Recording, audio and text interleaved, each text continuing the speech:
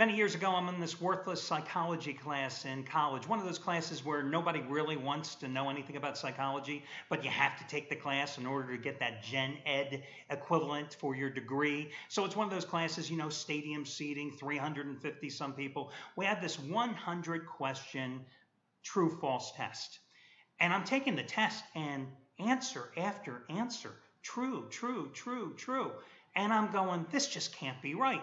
And I'm going on, true, true. And I'm talking out of 100 questions. At one point, I had over 40 consecutive questions answered true.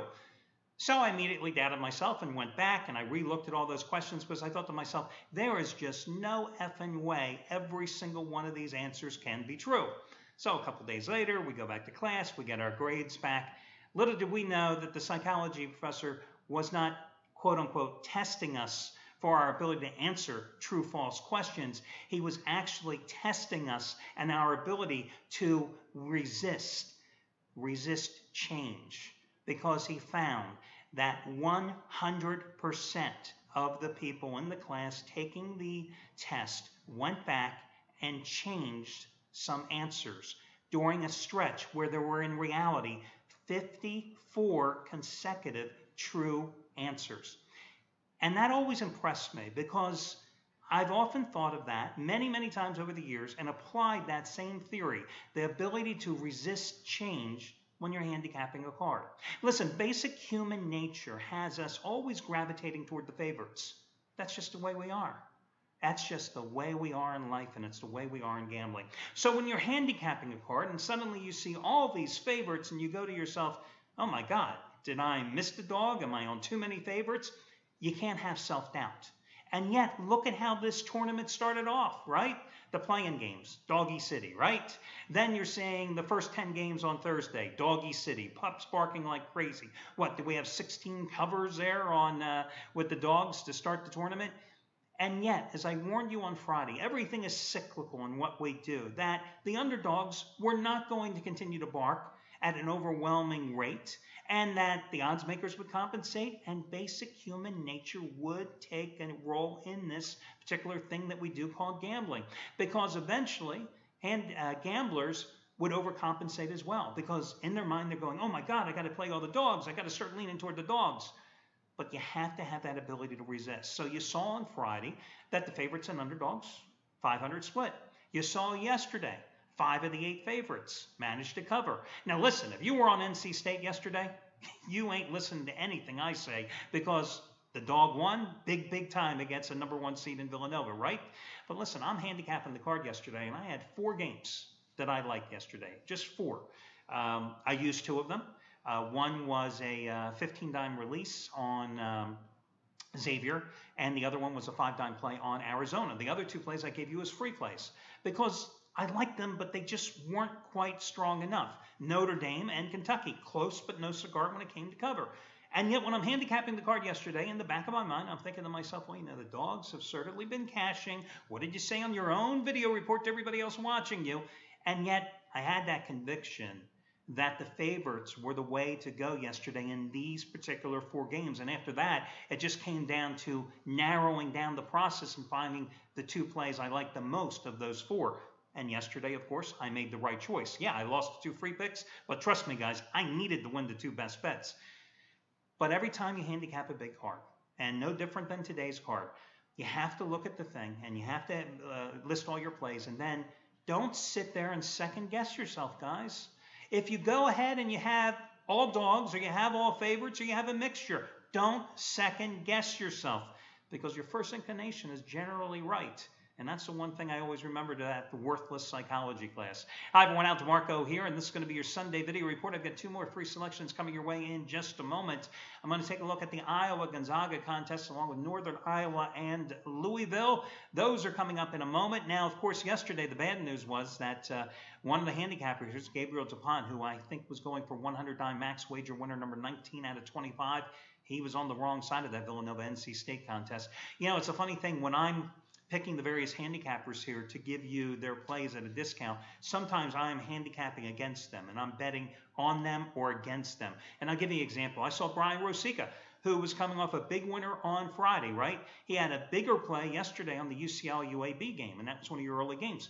And I saw that he was on the Blazers. Now, this is not to denigrate Brian Rosica or anything like that. But listen, I followed UAB. I followed the Conference USA this season. I remember what happened in the first meeting. And if UAB had won, I would have been sitting here today and telling you how wrong I was. But there was no way in the world I was going to make that a discounted play yesterday because I thought he is crazy. And he lost. Now, listen, for a guy who lost the 3 previous days before going 2-0 yesterday, I don't have a lot of room to speak. So again, I'm not denigrating his performance. I'm not criticizing him as a handicapper because, I got to open that door for myself first. You know what I mean? But sometimes that's what I do.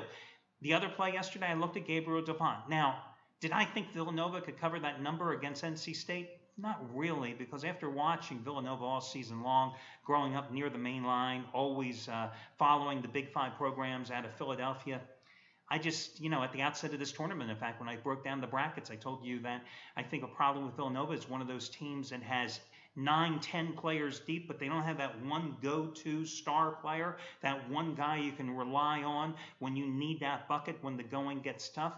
And you saw NC State get the win yesterday, so unfortunately DuPont lost. But again, I was not going to bet against Gabriel DuPont, who was going for winner 100-dime winner number 19 out of 25 overall. Now today, the half-price play of the day is Chris Jordan, top-rated 1,000-star winner number 7 out of 10. It's Louisville and Northern Iowa. He had a 1,000-star play, which you got at a discounted price on Thursday with LSU getting that cover against NC State. And you also got a 1,000-star ultra-rare NBA release from him last Monday with the Wizards getting the job done against Portland. That was the half-price play of the day, and it's half-price today. Coupon code is HALF, HALF. Anthony Redd, early action, going for 60-dime college winner number 6 out of 8. Michigan State and Virginia, you get it for just $22 by using coupon code RED22. That's REDD 22. Matches his 60-dime winner yesterday on Arizona. Steve Budens, number 1 college basketball crew out of Brooklyn. Last year in the postseason, we're talking the dance, we're talking NIT, CIT, CBI, ABC tournaments, all those Mickey Mouse things. They won 11-6 overall, and they capped that performance with a 75-dime play on UConn in its upset of Florida. Well, today, their first postseason release, it's a 75-dime play on Oregon and Wisconsin, and you get it and save $75 in the process by using coupon code ROUND. Yeah, ROUND. ROUND for the round of 32. ROUND is that coupon code. All your other promos, etc., over on the homepage. Let me get to your complimentary selections here. First of all, I'm taking a look at the game here between, let's see, I'm just checking here to see which one is going in which order for reverse chronological order. Let me do the Gonzaga game against Iowa, 7:10 Eastern Time. I know firsthand that the Bulldogs did not play well in their opener against North Dakota State. Didn't even come close to covering the spread because yours truly had a 15-dime loser on Gonzaga. Now, you know the thing with the Bulldogs. They have not reached the second weekend of the tournament since 2009. 5 consecutive round of 32 exits. A matter of fact, they have only made the second weekend of the postseason twice in their past 14 tournament appearances. Now, they did manage to beat North Dakota State 86-76. Iowa coming off an 83-52 win over Davidson.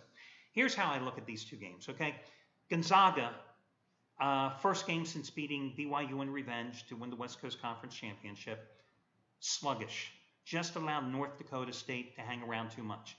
Iowa, a team that was knocked out of the Big Ten tournament by losing 67-58 to Penn State, for Christ's sake, beats up Davidson. Now, you know how good I was and how much money we made together going with Davidson this season. But this Davidson team collapsed at the end. Took the early exit out of the Atlantic 10 tournament, did not play well. So getting blown out by Iowa was of no surprise for me at all. I look at this Iowa team and yeah, they have the talent, the size, the strength to battle Gonzaga at every single position, but you never know what you get from the Hawkeyes. I mean, this is a team that lost to Northwestern on the road by 5 points. They lost at home to Minnesota by 5 points. They got hammered at Wisconsin by 32 points. Hell, they lost to Northern Iowa 56-44 at home this season. I'm going to go with Gonzaga and lay the points in this contest, guys. I just don't think Iowa is the way to go in this game. So again, I'm going to go with Gonzaga in this particular contest. Now, your other complimentary play, I'm going to ride Northern Iowa against Louisville. I'm just not impressed with the Cardinals here. I mean, you know, they have not been the same team since they dismissed Chris Jones, their starting guard, because of legal issues back at the end of February. I think they've only gone 2-7 against the spread in the 9 games subsequent. Very fortunate to beat Cal Irvine 57-55. Listen, guys, I followed the Big West all season long. Cal Irvine's nothing. Don't be confused and say, oh, Northern Iowa and Cal Irvine, they're both mid-majors. No. Northern Iowa, Missouri Valley Conference, mid-major. Cal Irvine, Little League, okay? And you 4 Cal Irvine fans watching this video report, the hell with you. I don't want to hear your complaints. The bottom line is this, that you have a Northern Iowa team that's one of the toughest teams in the nation defensively, 4th in fact in scoring defense, giving up just 54.3 points a game. Panthers, easy win against Wyoming, the Mountain West Conference champion. And I was impressed because, you know, Wyoming is also a very tough defensive team that likes to slow down the pace of the game. They have some big size with Larry Nance Jr. And it was Northern Iowa's first game in 12 days, and yet they came out and they had a dominating performance. They've won 20 of their last 21. The only loss was in a revenge game in which Wichita State got payback against them. This is a team that won at Iowa, as I said earlier, 56-44. This is a team that went to VCU when VCU was 100% healthy, right?